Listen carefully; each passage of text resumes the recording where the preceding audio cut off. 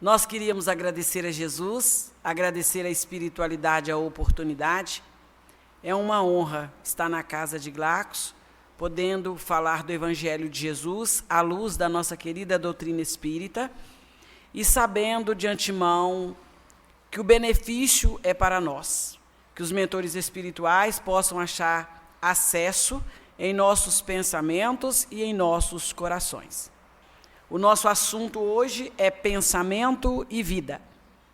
E aí nós vamos falar da grande importância que é para todos nós o ato de pensar. Por exemplo, para estarmos aqui na noite de hoje, tudo isso foi programado por nós. Mentalizamos estar aqui. E o plano espiritual sedimentou o nosso pensamento. Então, vamos imaginar, por exemplo, que esse pensamento foi construído ao longo do tempo. Nós sabemos que pensamento é matéria. Nós vamos trabalhar isso com mais carinho. E por ser matéria, ele vai fazendo condensação. Enquanto faz condensação, vai tomando a forma daquilo que desejamos. Também vai estar dentro da pauta do nosso livro, do nosso estudo. Então, vamos imaginar o seguinte. Levanta a mãozinha para mim. Quem esteve aqui sexta-feira da semana passada? Só levanta a mãozinha. Ótimo. Isso quer dizer que, ao sair daqui, vocês projetaram o retorno. Deu? Fizeram mentalmente estar hoje nesta casa. E como é que isso foi elaborado? Foi elaborado ao longo da nossa vivência. De sexta para cá, nós viemos elaborando estar aqui de volta. Claro que outras ocupações vieram em nossa mente, mas o pensamento de estar aqui, ele foi solidificado a ponto de estarmos. Perceberam? De novo, tecnologia. E aí, mentalizamos, fomos condensando e chegamos aqui hoje. Outras obrigações vieram, mas aquele pensamento de retorno que nós elaboramos quando saímos desta casa, ele foi fortalecido. E isso originou a nossa estadia aqui hoje. Vamos imaginar, por exemplo, que eu dissesse assim, hoje eu não vou no centro, não estou com vontade. Acontece que o fato do pensamento ser matéria e eu ter dado sexta, sábado, domingo, segunda, terça, essa condensação de estar ficou mais forte do que o meu sentimento de não vir hoje. Deu para entender isso aí? Ficou muito mais forte. Vamos imaginar que eu tive um obstáculo. E esse obstáculo foi muito forte e eu tive a nítida impressão de não poder vir. Bacana. A sedimentação da sexta passada prevaleceu estar aqui hoje. Só para vocês terem uma ideia da grandeza do pensamento. E tudo foi feito para que eu viesse. Tá, mas e quem veio e não voltou? Sedimentou alguma coisa a mais, não estava aqui na sexta com a mesma intimidade do que aqueles que aqui estiveram. Então, o pensamento não conseguiu dar a fortaleza que a pessoa necessitava para estar de volta na casa. Deu? Está entendendo a força do pensamento? Então, para falar de pensamento, eu vou ter que trabalhar a questão da força mental. Porque se eu tirar a força mental, eu não vou entender o que o meu pensamento consegue fazer. E aí nós vamos a Jesus. Olha que bacana. Jesus fala assim, olhai, vigiai e orai. Não, porque não sabeis quando chegará o tempo. Não vamos trabalhar a questão do tempo e nem da falta de conhecimento. Vamos trabalhar aqui em específico por que Jesus colocou a questão da oração em terceiro plano. Orar não seria mais importante que olhar? Orar não seria mais importante que vigiar? Por que Jesus colocou em terceiro? Em terceiro momento. Por que a oração ela vai para outro plano de ação? Por que vigiar e olhar, ou olhar e vigiar, toma uma característica primeiro? Exatamente porque tudo que pensamos, materializamos. Cuidado com o que pensais. Cuidado. Quero que fulano morra. Ele morre. O problema é que ele morre. Claro que na próxima encarnação vai lá ser na minha casa, lá, né? Não tem importância.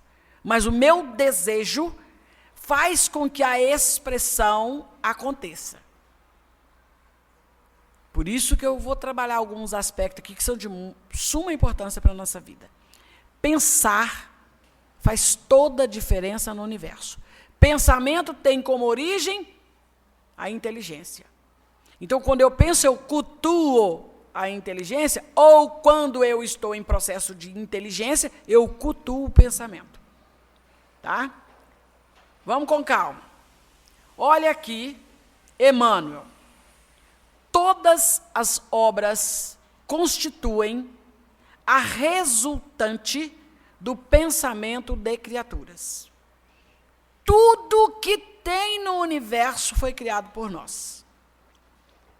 E eu vou dizer criado, porque Deus, matéria-prima, e nós vamos dando forma. Fluido está aqui solto, e eu vou dando forma. Tá? O mal e o bem, o feio e o belo, viveram antes de tudo, na fonte mental de quem as produziu. Então, vamos pensar o seguinte. Hoje nós estamos na casa de Glacos, assentado assistindo uma palestra. O mentor espiritual desta casa, quando ele pensou em construir, tudo isso aqui já estava montado. Tudo isso já estava montado. Inclusive, vocês assentados aí, nós aqui, eles ali. Tudo já estava montado. Não existe nada no planeta que é no estalo. Mágica não existe. Tudo é um processo de elaboração. Tudo que existe no mundo físico, existe no mundo espiritual. Melhor dizendo, tudo na Terra é cópia do mundo espiritual. Então, eu penso, plasmo, jogo no universo, o universo vai corroborar para que aquilo aconteça. Se for positivo, a nosso favor. Se for negativo, a nosso favor. Porque é dando que se recebe. Então não tem nada, não existe nada no planeta que não tenha sido criado antes na nossa mente. Então quando eu falo assim, mas eu não queria, eu não sabia, se eu soubesse eu não tinha feito, não é verdade. Eu sabia, projetei, só lancei. Depois que eu lancei, o universo teve o trabalho de dar forma, através dos fluidos que comandam o planeta. Fluido universal, fluido vital, fluido sutil, fluido animalizado, fluido eletromagnético, fluido magnético, etc, etc e tal. Então não tem nada que eu não tenha criado. A cadeira que nós estamos sentados foi criado por nós, elaborado por nós, projetado por nós. Muito antes dela acontecer, muito antes. Perceberam? Por isso que quando eu desejo uma coisa, eu preciso esperar terminar o processo elaborado. Por exemplo, quero ganhar na loteria. Perfeito? Todo mundo quer, não quer? De preferência, uma boa quantidade para dar um sossego, né, gente? Tem que ser bastante. Particularmente, quando a gente pede para Deus, tem que pedir direito, porque depois a gente não sabe, né, como é que está o humor divino. Então, tem que pedir bastante. Mas vamos imaginar que eu estou debaixo de uma lei de causa e efeito, onde, na projeção mental, eu tenho que passar pela ausência de aquilo que eu quero, no caso, o dinheiro. Eu não vou ganhar. Enquanto a lei de causa e efeito não fizer a interrupção do processo, não vai entrar dinheiro na minha conta, não. Nem pela loteria, nem achado, nem roubado, nada, não vai entrar. Por quê? Porque precisa se interromper uma criação para que a outra aconteça. Pensamento e vida. Então, nada é assim, desgovernadamente. Tudo tem um programa, um projeto. Tá? É por isso que somos filho do Criador. Porque o Criador faz exatamente isso. E aí ele vai dizer, a mente é o manancial vivo de energias criadoras. E o pensamento é a substância mensurável que dará forma a tudo que idealizamos. Tudo. Lá no mundo espiritual eu projeto assim. Fazendo minha programação reencarnatória, eu falo assim, não, eu quero 5 filhos. Aí o plano espiritual me ajuda a buscar no psiquismo os 5 espíritos que têm débito comigo e que precisarão reencarnar. Então, eles já estão instalados na programação, não na realidade fatal, na programação. E eu quero o marido mais difícil, que é para me evoluir, né? Garantir meu processo de evolução. Aí o plano espiritual vai lá na zona umbralina, pega aquela coisinha lá na zona umbralina, traz para a convivência, o marido, a esposa, não tem importância, traz para a convivência e deixa no meu psiquismo. Eu só vou ter o trabalho de reencarnar e trazê-los. Tá? Quando chega aqui, e eu já estou encarnado, aquela elaboração mental, ela vai acontecer. Tá, mas eu não tive 5 filhos. Eu não tive 5 filhos legítimos. Mas dá uma olhadinha em torno de você que os 5 estão lá. Um está encarnado, tem 4 te obsidiando, estão lá, em torno. Às vezes é neto. Às vezes é sobrinho. Você não sabe entender por que aquele sobrinho não sai da sua casa. Meu Deus, esse menino adora minha mãe, não sai daqui de dentro. Por quê? Ele é o espírito que você combinou de trazer, não quer trazê-lo pelo ventre, mas ele está na programação ideológica, e aí ele vai vir de alguma forma. Não se desfaz aquilo que o pensamento elaborou. Por isso que a gente precisa ter cuidado com o que pensa. Porque o pensamento é o primeiro ato da criatura. Pensamento, palavra e ação. Se eu transportar o pensamento para as palavras, materializado. Se eu jogar para o campo da ação, agrupei. Agora sim. Agora eu preciso orar muito. Por isso que é olhar e vigiar e depois orar. Então, o pensamento vai dar essa forma. Eu vou deparar com aquilo que eu criar. O pensamento é tão poderoso, que certa época da nossa vida pessoal, nós nos aborrecemos com uma determinada pessoa. E essa pessoa começou a transitar no nosso campo mental. Não saía da nossa cabeça. A gente alimentava, a pessoa estava no cérebro. A gente ia dormir, a pessoa estava no cérebro. Ia tomar banho, a pessoa estava no cérebro. Não saía de jeito nenhum. E a coisa foi ficando tão densa, que certa época, nós empurramos o portão da nossa casa. Quando nós empurramos o portão não fechou. Entrei e fechei, ele não fechou. Nós tivemos a nítida impressão que alguém estava no portão, parado no portão. E aí, imediatamente, focamos que seria uma entidade desencarnada, né? É uma entidade. Levamos o nosso nome para o auxílio espiritual. Pasmem, não tinha entidade. Não tinha. Nós começamos a andar e a escutar passos atrás da gente. Onde a gente ia tinha um passo, como se alguém estivesse às nossas costas. Voltamos na ajuda espiritual. E eu cheguei lá e falei com o Espírito, vocês podem olhar direito que vocês não estão enxergando, não. Tem uma entidade aqui sim. Eu escuto a entidade. De novo, auxílio espiritual. De novo, não tem ninguém. Não tem entidade aí. E aí um mentor espiritual chegou e disse assim, há alguém do qual você está aborrecido com ele? Sim. Tenho sim. Você consegue desfazer esse pensamento?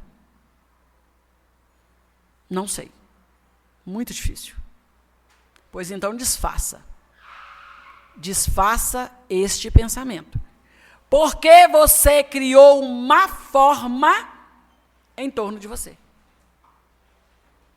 E aí? Como é que desmancha uma forma? Como é que desmancha a própria criação? Só rezando. E fazendo muita caridade. Muita caridade. Para parar de escutar os passos e desfazer a sombra que estava atrás. Olha, levamos um tempo longo para tirar essa forma que estava atrás de nós. Certa época, estávamos na nossa casa, quando nós escutamos uma espécie de explosão, como se alguma coisa tivesse estourado, um balão estourado. E a gente já tinha, nós fomos para o SEASA, fazer campanha de alimento, alguma coisa tem que desfazer isso que eu criei. E caridade, trabalho, estudo, conhecimento para desfazer a imagem. Então, uma vez estávamos em casa, quando um balão estourou. Simplesmente, pá, estourou. Junto com esse balão, foram estourando outras coisas. E nós olhamos dentro do ambiente, havia uma fumaça, muito forte, dando aquela imagem de que estava em movimento. Falei, aí não pode. Voltamos à reunião mediúnica. Aí o plano espiritual falou, você conseguiu desfazer a imagem criada por você mesmo. Responsabilidade do seu próprio pensamento. Só a caridade, a assistência social e o conhecimento conseguiu desfazer o corpo mental que nós criamos em torno de nós.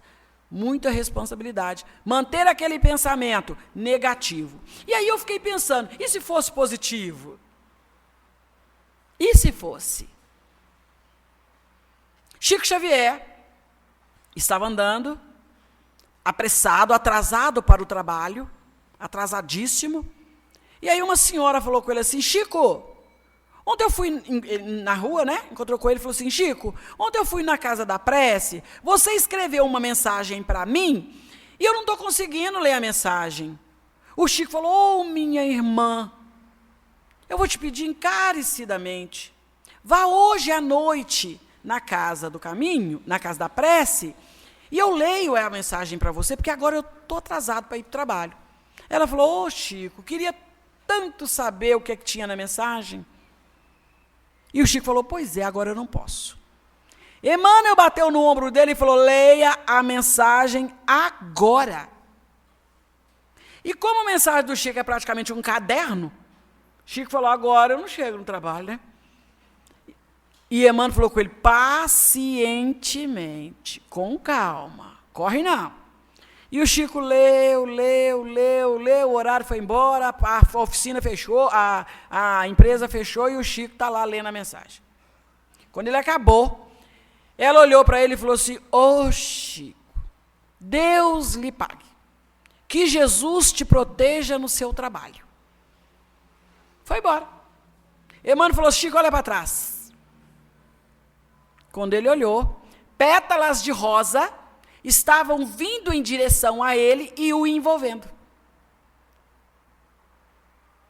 E aí o Chico pensou, caso eu não tivesse atendido, hein? Perceberam? Então, nosso pensamento, ele é matéria, ele vira pedra. Ele vira pedra, ele solidifica. E aquilo que eu plasmo vem em minha própria direção. Paulo chega a afirmar que sobre nossas cabeças há uma nuvem de testemunho. Porque você cria aquele psiquismo e fica andando com aquela sombra em cima da cabeça. É muita raiva, é muita antipatia, é muito desgosto, é muita tortura, é muita frieza. E aí a gente faz aquele corpo em cima da gente. Os espíritos conseguem nos olhar e ver cada um com um montinho em cima da cabeça.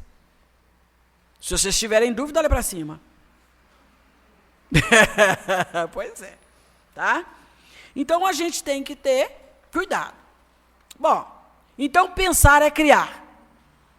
Então o que é o pensamento? Emmanuel, no livro Pão Nosso, no capítulo 15, ele fala assim: pensamento é a faculdade de refletir de maneira lógica ou não. Força criadora, construtora, que molda a matéria, organizando formas abstratas ou concretas. Olha para vocês verem que maravilha. Que, juntamente com a vontade, organiza e constrói os nossos objetivos. Por que tantos lares destruídos? Porque eu passo o dia inteiro falando isso. Não dou conta desse homem não, gente. Eu vou acabar me separando. Não dou conta dessa mulher não, gente. Está muito difícil. À medida que eu vou falando isso muitas vezes, eu vou destruindo o meu lar. Eu vou acabando com a minha construção. Porque eu vou dando forma para aquela verbalização e ela vai montar uma outra imagem em cima daquilo que eu preciso fazer. Está aí a nossa grande responsabilidade. Por que eu não paro no emprego? Porque o meu primeiro pensamento é trabalhar, é ganhar dinheiro, é ficar rico. Meu primeiro pensamento.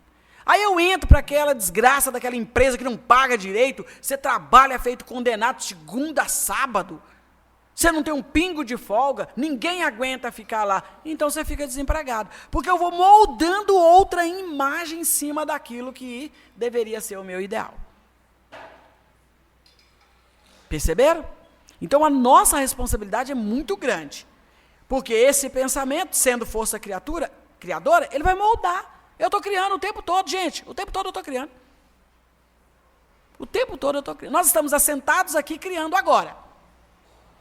Então chega um espírito amigo e ele vai perceber as formas, pensamentos elaboradas aqui. Coisas que eu vivi durante a semana, que o estudo faz lembrar. E é mesmo, pensei essa semana isso assim. Não devia ter pensado isso. Aí eu começo a pensar nisso. Determinado companheiro estava, conta-nos André Luiz, ele pede auxílio para assistir uma palestra no mundo espiritual. E o mentor espiritual chega e fala com ele assim, não, ele ainda não está preparado, convém que ele não participe. Alguém pede por ele fala que convém que ele não participe, por enquanto não. E aí, ele assenta, ele vai a si mesmo, o companheiro insiste tanto que ele vai. Quando ele chega na palestra, ele tinha o hábito de fumar. E aí ele assenta, na hora que ele estava bem assistindo a palestra, ele pensou no cigarro. Na hora que ele pensou no cigarro, no meio de todo mundo o cigarro apareceu na boca dele. Aí ele correu e tirou. Correu e tirou. Só que aí ele já tinha feito a primeira criação. E o medo, a insegurança, a fraqueza faz o quê? Reforça a nossa mentalidade. Não é assim? Você está na rua, você fala assim, nossa senhora, será que aquele menino vai me roubar? Nossa senhora.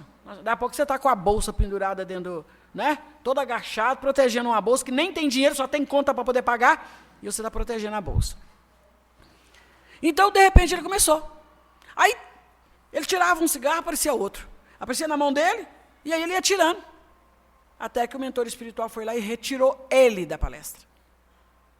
Porque ele estava produzindo uma substância viciosa no ambiente em que as vibrações teriam que ser as mais positivas possíveis. Então a gente está criando o tempo todo. Por isso que a gente tem que ter cuidado. Muito cuidado. Tá? E aí ele cita aqui um sentimento muito legal, que é a vontade. Ele vai dizer, o pensamento e a vontade são elementos plásticos e organizadores. Quando pensamos, nós estamos exercitando, muitas vezes, a vontade que gerencia o nosso ser, governando todos os setores da ação mental. Se eu não tiver vontade, o pensamento vem e ele não corporiza, porque eu não tive um leme para fazer o impulso. Mas se eu tiver acionado pela vontade, eu faço. Eu faço. É nesse pensamento, é nessa circunstância que a gente precisa proteger os nossos jovens, os nossos companheiros com distúrbios, porque a pessoa pensa em suicidar. Eu vou me matar. E aí você fala assim, se quisesse se matar, se matava. Não está falando que vai se matar, está tomando remedinho, tomando AS para morrer. Um dia ele se mata mesmo. Porque ele começa a ganhar apoio da vontade. Na vida, quando a vontade entra, ela impulsiona.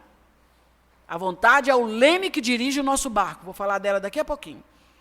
Então eu preciso pensar se o meu pensamento, olha aqui, dicotomia, né? Pensar se o meu pensamento está impulsionado pela vontade. O que é a vontade? É aquela sensação ininterrupta de fazer, fazer, fazer. Sabe a briga conjugal? Eu vou falar com esse rapaz, eu vou falar com meu marido hoje. De hoje não passa. Eu estou cismado que ele tem um caso com fulano, vou falar com ele hoje. Vou falar com ele hoje. Não fale. Não fale. Está impulsionado pela vontade. Eu tenho uma filha que um dia ela falou assim, ela chegou lá em casa e falou assim, mãe, eu estou aborrecida com fulano de tal e eu vou chegar lá e vou falar tudo que eu estou pensando para ele. Eu falei, não fala não, amor. Fala não. Ela falou, vou falar. Eu vou falar. Não, mas eu vou, claro que eu vou falar. Eu não guardo nada, vou falar sim. Eu falei com ela, pois eu, se fosse você, eu não falava não. Falei com ela, eu não falava. Mas ela saiu para falar. Só que quando ela chegou, ela percebeu que estava tudo organizado para ela falar. Ela pegou a pessoa sozinha. Não tinha ninguém com ela. Aí ela falou, não, está muito fácil. Não vou falar, não. Largou para lá e foi embora. Chegou lá e falou assim, mãe, não falei? Eu falei, é mesmo, filha. Por quê? Porque ele estava sozinho e estava muito fácil. Eu gosto do trem mais difícil. Fácil assim, não. Então, às vezes, aquela pressão que nos impulsiona, ela deve ser controlada. E como a vontade é um impulso muito autêntico, muitas vezes a gente não consegue mais controlar. Muitas vezes a gente não consegue controlar. O cara bate no seu carro, não é assim? Você fala, mas não é possível, aí você levanta, abre a porta, você esquece que é uma outra vida que está lá atrás. Que talvez aquela outra vida tenha se assustado tanto quanto você. Mas a gente levanta num impulso de raiva tão grande que a gente esquece quem é o ser que está lá atrás. E aí, quando a pessoa é surpreendido, é fantástico. Um amigo nosso, a moça veio, pá, bateu no carro dele. Na hora que bateu, ele levantou, agachou. Quando ele agachou, ela entrou em pânico, começou a tremer, ficar desesperada. Era uma água que ele estava pegando no carro. Ele pegou um vidro de água com uns copos e foi lá e falou com ela, nossa, que vocês assustaram? Não, tem uma água aqui, vão tomar água, depois a gente conversa sobre prejuízo, calma, calma, calma. E ela, não, porque eu tenho seguro, calma, calma. Primeiro vamos tratar, tem crianças no carro, como é que estão os meninos? Conversando assim, ela assustou, olhou aquilo lá, né? O pensamento dela ter mudado todo, né? Aí ela falou com ele, não, fica tranquila. Ele falou, não, ó, nós vamos fazer o seguinte, eu estou com um compromisso agora e eu não posso ficar aqui para resolver isso. Eu vou pegar seu telefone, depois a gente conversa sobre a batida, pode ser? Ela, não, pode ser, porque eu também estou com pressa, estou com problema, tenho uma tarefa para fazer agora. Foram embora, cada um para o seu canto. Daí a pouco ela vai na tribuna da casa espírita e fala assim, nós gostaríamos de chamar o nosso expositor. Era o rapaz que ela bateu no carro dele. Imaginem. Aí levantou ela. E agora? Não é? A simpatia dele, o ato de raciocinar, de pensar, a calma para reagir, organizou o clima, o psiquismo. E aí não teve nenhuma desavença. Então, às vezes, a gente está tão agitado, tão movimentado ali em cima desse montão de pensamento que a gente elabora, que às vezes nem a gente dá conta daquilo que projetou. Então, ele vai dizer isso, né?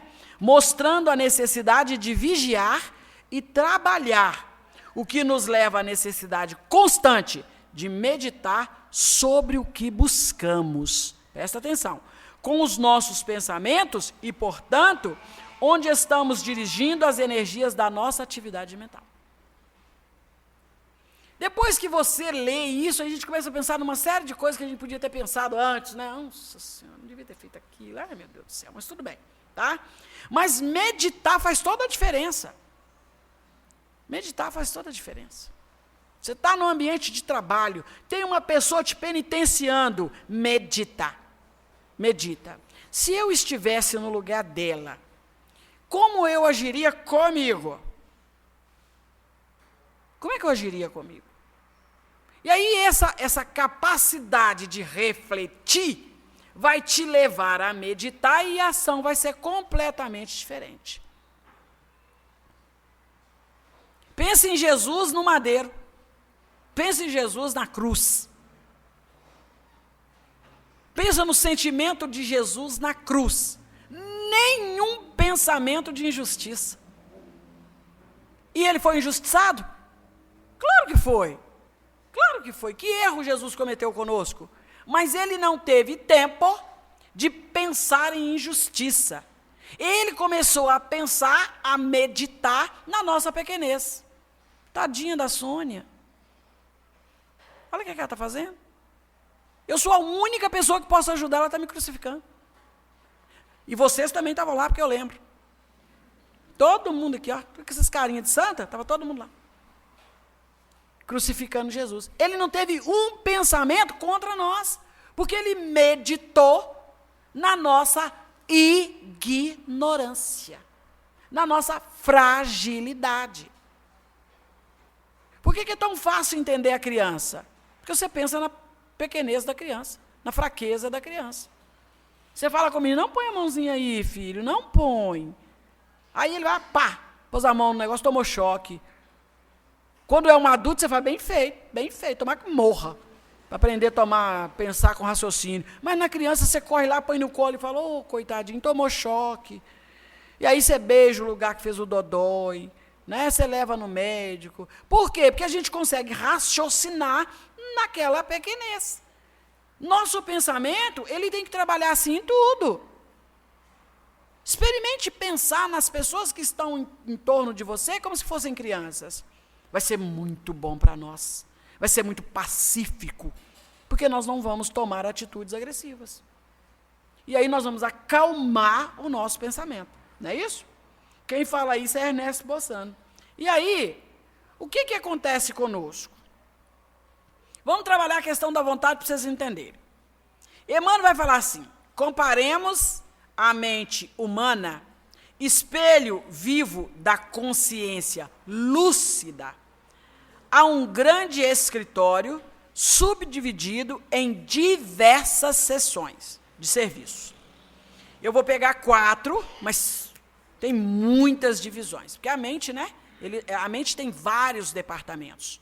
Se você pegar a mente, ela se divide em 7 níveis mentais. Acho que hoje até mais de 7 níveis mentais. Então, eu penso uma coisa que estou pensando naquilo que pensei, que pensava, que pensei. Então, é uma coisa mais ou menos assim. E aí ele pede para pensar nisso. Aí ele fala assim, dentro dessas diversas seções, tem o departamento do desejo. O que o desejo faz? Operam os propósitos e as aspirações, acalentando o estímulo ao trabalho. Esse é o papel do desejo. tá? Ele vai operar propósitos. Você quer uma coisa? Que bom que você deseja. Vamos trabalhar na essência disso? Vamos fundamentar qual que é a verdadeira necessidade do seu desejo?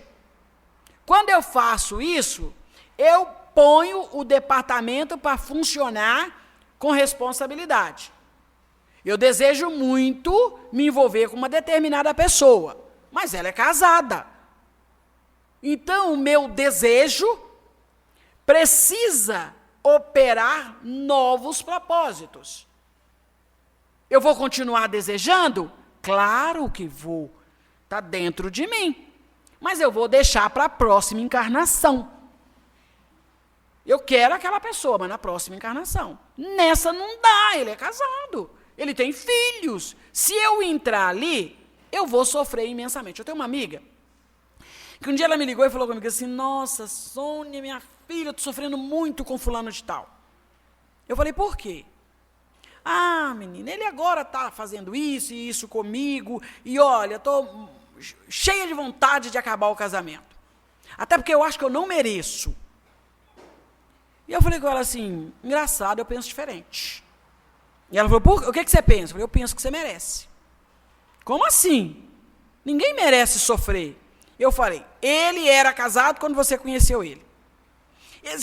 Esse sofrimento que você está passando por ele hoje, quem ia passar era a primeira esposa. Você aliviou a primeira esposa. Você foi lá e comprou o problema. Passa com dignidade. Espera ele morrer. Quando ele morrer, você devolve ele para outra, para na próxima encarnação, a outra acabar a tarefa que você interrompeu. Ai, Sônia, que ruim, não gosto de conversar com você, porque às vezes você vem com esses negócios. É verdade. Então, às vezes, você entra na vida de uma criatura por causa do desejo. Mas seu desejo, você deita, tá aquela coisa cheia de florzinha aqui em cima da sua cabeça, você não respira, só pensa naquela pessoa. Ele é casado, ela é casada. Você está comprando um problema que não lhe pertence. Deixa ele ou ela para a próxima encarnação. Na próxima encarnação, você chega lá e fala com ele, e aí, fez alguma programação? Não, fiz ainda não. Vamos embora? Ah, mas eu não te desejo. Ah, mas eu te desejei tanto lá, menino, não faço não. Ah, mas agora estou de olho na outra. Eu vou ter que esperar outra encarnação? Ah, vai. Pronto, simples assim. Não precisa ficar, né? Dá ao desejo uma outra função. Uma outra função. Enquanto isso, você procura no meio da bagunça aquele que é seu propósito. Vai achar, tá? Esse é o papel do desejo. De repente você olha assim e fala, ih, eu sei, né? Ai, feriadão, vocês viram, lembra do feriadão?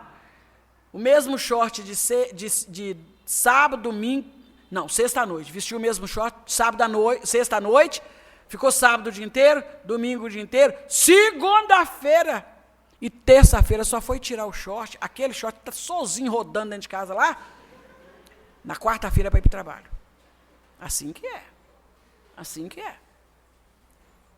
Não é que eu gosto de falar mal dos homens, não, eu estou puxando o saco das mulheres, tá? Né? Então, nós temos aí o desejo. Tem um outro departamento chamado departamento da inteligência. O que o departamento da inteligência faz? Dilata os patrimônios da evolução e da cultura. Olha, gente, pelo amor de Deus, ninguém pode viver na ignorância. Se eu agora sei que Deus é criador e eu sou criatura, que Deus cria e eu cocrio, eu vou usar a inteligência. Eu vou usar a inteligência. Eu vou criar a meu benefício. Eu vou criar sobre o aspecto da lei universal. Nada que me crie obstáculos. Então, na minha vida, eu estou criando embaraços. Por exemplo, fazer inimizade é criar embaraços. É pedir a inteligência para fazer a animalidade. Então, se eu tenho uma inteligência, eu vou só fazer amigos. O seu Honório de Abreu, um companheiro muito querido nosso, hoje desencarnado, ele falava sempre conosco, Sônia, não faça inimigos, faça amigos. A inteligência pede isso. Toda vez que você tiver um problema, dissolve esse problema com alguém fazendo amigos. É o vizinho. Você abre a porta, você está lá no seu apartamento, aí você escuta, você está saindo, você escuta a chave do vizinho. Aí você fala, deixa ele sair primeiro, depois eu saio. Só que ele pensou a mesma coisa. Deixa ela sair primeiro, depois eu saio. Aí você fecha a porta, aí ele fala, saiu. Essa desgraça saiu. Você pensa que saiu, na hora que você abre a porta, dá de cara com ele. Não era o momento de fazer amizade? Não era o momento? O Criador está te dando a oportunidade. A inteligência é para isso. Para evitar que eu crie formas, pensamentos, use a inteligência. Tudo bem, minha amiga? Tudo bem? Bom dia. Ah, o que é que tem de bom? Tudo. Está tudo bom. Tudo bom. E deixa passar. Deixa passar. Aquele trem começar a cozinhar na sua cabeça, lembra, você pode ser inferior a ela. Pode ser que ela seja mais evoluída que você. Pode ser. Tem coisas que a pessoa faz que você fala assim, eu não faria isso. Não é? Gente que você não dava nada por ele, você fala, eu não dava conta de fazer isso, não. Eu não ia fazer isso, não. De verdade, eu não ia dar conta, não. Então, vamos pensar com mestria. Usar a inteligência. Em tudo usar a inteligência. Em tudo. Porque a inteligência vai dar essa cultura à sua ação. Se ela vai dar cultura à sua ação, você vai pensar bacana. Seu pensamento vai ser bonito. O plano espiritual vai olhar e vai falar, que bacana, a Sônia pensa bacana. Porque só tem formas criadoras sobre o meu cérebro, sobre minha cabeça, tá?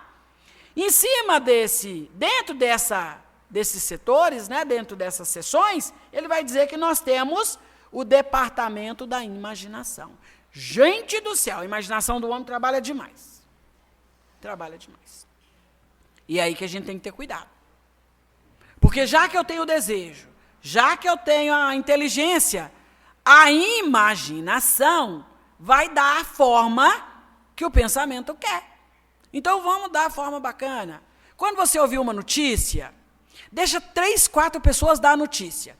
Não vai em cima dando a notícia, não. Porque a gente tem o malveso de imaginar coisas. Então, quando você termina de dar a notícia, ela que era desse tamanho, fica desse tamanho. Não é assim? Nem a gente consegue acreditar na capacidade que a gente tem de imaginar. As pessoas não gostam da gente. Mas não significa que te detesta.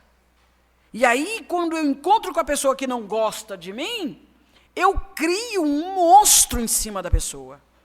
Fulano me odeia. Fulano me odeia.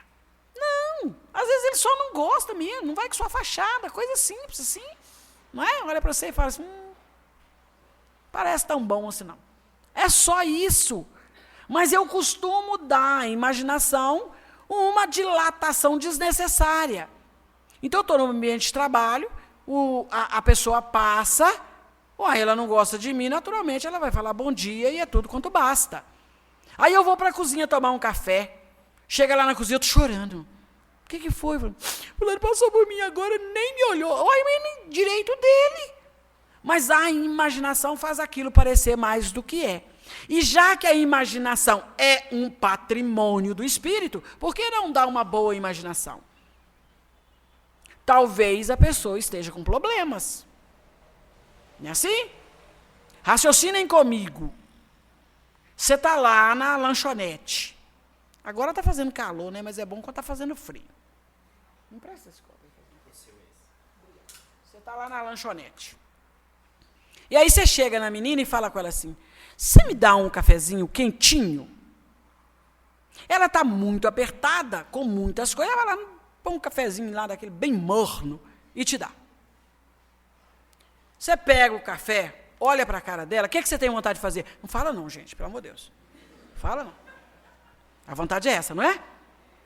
Segundo a espiritualidade, você tem que dar àquele copo uma outra imagem. Dê uma outra imaginação àquele copo. Está gelado o café, né?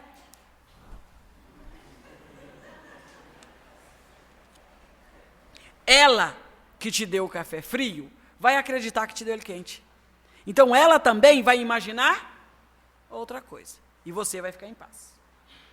O nosso problema é que às vezes eu faço isso. Esquenta esse café para mim. Espera um pouquinho. Não vou esperar não, porque para mim esperar, eu cheguei primeiro. Aí a gente vai criando esses ranços, a imaginação vai ganhando formas. Depois eu vou para a Zona Umbralina. E adivinha quem está na Zona Umbralina? A menina do café. E toda hora que eu olhar para ela, na imaginação dela, vai aquecer o café e vai borbulhar ele e vai me dar. E aí eu vou queimar a língua e vou falar, desgraça, por que você não me deu naquela época lá quentinho assim? Agora que eu não quero ele quente, não, o inferno já está quente por si só. Entendeu? Então, ajude a imaginação a trabalhar num outro padrão. E por último, ele vai dizer que é o departamento da memória. O pensamento trabalha com estes 4 departamentos e outros, mas esse aqui em específico. Então, para de guardar mágoa. Não ponha esse sentimento na memória. Estamos morrendo de câncer. Estamos morrendo. Estamos depressivos. Estamos adoentados. Quadros inúmeros de transtornos mentais. Porque eu estou com registros guardados de sentimentos ruins. Aí eu entro para a casa espírita, o mundo espiritual, carinhosamente, vai no meu arquivo, tira lá a fichinha perturbada, tira a ficha. Me receita trabalho social para curar aquela chaga. Eu venho na casa espírita, durante 6 meses, trabalho. Ao primeiro sinal de aborrecimento, eu torno a fazer outra gravação, abandono a casa espírita, sumo, 1 ano depois, 2 anos depois, 3 anos depois, eu volto, plano espiritual tem que tirar aquela fichinha de novo, porque eu fiz outras gravações. Não memorize o mal. Não memorize o mal. Ele não merece. Você está assistindo televisão, você viu um acidente, deixa lá. Deixa lá. Você está na estrada, houve um atropelamento, você pode ser útil em alguma coisa? Recentemente não, já tem um tempo, uma van escolar bateu aqui nessa avenida aqui. Nessa avenida não, nessa expressa aqui. E aí eu estava com meu marido, tem bastante tempo, porque só o meu marido morreu tem 14 anos. E aí eu estava com meu marido, Nossa Senhora mesmo, mas esquenta não, parece que foi ontem. Ele era muito bom. E aí eu estava com meu marido, eu falei assim, eu sou educador, eu sou evangelizador. Eu falei assim, não, meu bem, eu vou lá ajudar. Nossa Senhora, não dou conta de ficar aqui dentro do carro e nem ir embora, não, vou lá fazer alguma coisa. Cheguei, o bombeiro já estava lá, machucou muito as crianças, o carro, a ambulância já estava lá. Aí eu cheguei e falei assim, eu posso fazer alguma coisa? Ele olhou para mim e falou comigo assim, pode sim, mas eu vou te pedir uma coisa. Eu quero que você faça uma coisa para mim e desaparece da minha frente.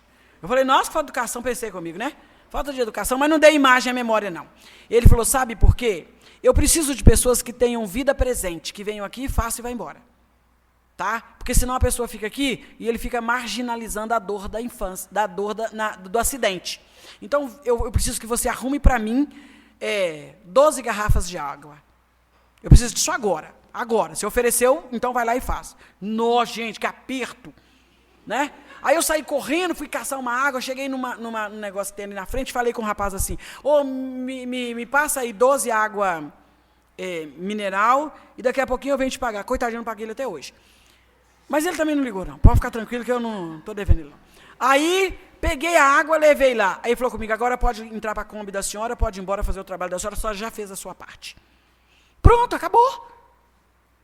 Ele me mostrou que a gente tem que ser útil, pronto, e acabou. Não fica guardando, não. Você faz a caridade e fica ali, nossa, eu sou bom demais. Gente, quando eu faço a caridade, eu sou demais. Não, gente, faz o trem e vai embora. Aquilo já vai ficar guardado no natural. É por isso que Jesus pediu para a gente esquecer o mal, perdoai as nossas ofensas, assim como nós perdoamos os nossos adversários. Para perdoar, eu preciso de 400 e tantas vezes o mesmo erro. Por quê? Por causa do registro. Fiz registro, memorizei. Então, a proposta aqui, já que você precisa efetuar pensamentos positivos, pare de guardar. Saiba imaginar. Edifique a inteligência e cuidado com o desejo. Tá? E cuidado com a educação e a manipulação. Porque ele vai dizer assim, Emmanuel vai dizer assim, qualquer pessoa que saiba manejar a própria atenção, observará a mudança. Olha que bonito isso. Então, por exemplo, eu percebo o que não é bom e o que é bom. Não é assim que os jovens fazem? O jovem fala assim, ô mãe, ô pai, eu posso dormir na casa do meu amigo? A peste faz o quê? Fala o quê? Se sua mãe deixar. Gente, pensa. O jovem sabe que quando pedir o pai já vai. Porque agora a mãe não vai dizer não a ele, vai brigar com o pai. Enquanto eles brigam, o menino vai. Isso chama manipulação. É tudo, é uma estratégia. Tá? É uma estratégia. Então, ele percebe. Por isso que nós temos que saber educar os nossos jovens. Tá? Posso? Vou conversar com sua mãe primeiro. Ah, não, pai, mamãe vai falar não. Calma, meu filho, eu disse que vou conversar com a tua mãe. A minha influência também conta. Pode passar esse melzinho na boca dele, não tem importância não. Aí você vai lá e conversa com a mãe. Meu bem, seu filho está querendo dormir na casa dos outros lá. Você vai deixar? O que você falar é lei. Ah, eu acho que não. Então vão nós dois lá falar com ele que não. Aí chega lá e fala, sua mãe e eu achando. Sua mãe e eu, ou eu e sua mãe. Se você for honesto, você vai dizer eu e sua mãe. Né? Se você for mais assim para manipulação, você vai dizer sua mãe. Você vai repetir umas 3 vezes, sua mãe e eu, né, achamos que você não deve dormir na casa do seu colega. Pronto, simples assim, tá? Então a gente tem que ter esse cuidado, porque às vezes eu percebo que a coisa não vai fluir, tá? De vez que o nosso pensamento vibra em certo grau de frequência a concretizar-se em nossa maneira especial de expressão, no círculo dos hábitos e dos pontos de vista, de modo e do estilo que nos são peculiares.